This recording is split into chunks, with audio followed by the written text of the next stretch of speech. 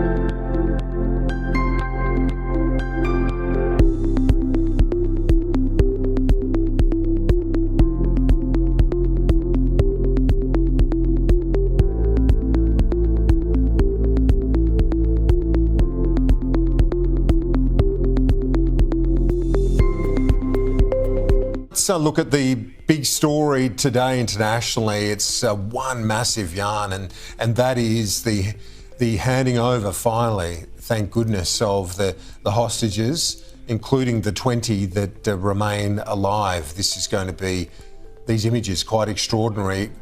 We could see this in as little as 10 to 15 minutes from now, we're told, any time from midday our time, Richo. Yeah, it's a wonderful thing for all of those families. You can imagine how they've been over the last few years. You'd be worried sick on a sort of permanent basis.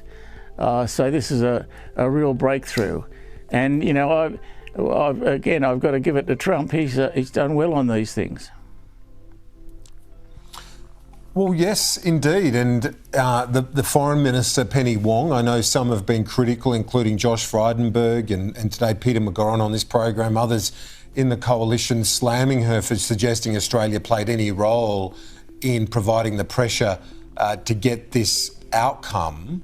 What is, I think, unarguable or, you know, not really contested is the fact that Donald Trump did put the heat on both sides, both Arab nations to step up, but also the Israeli Prime Minister, Benjamin Netanyahu.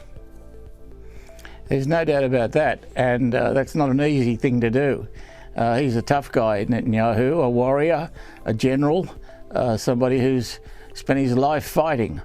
I think you've got to say Trump's done really well on this. I'm not a fan of Trump's, but I've got to doff my lid, had I had one, because I think he's been really successful here.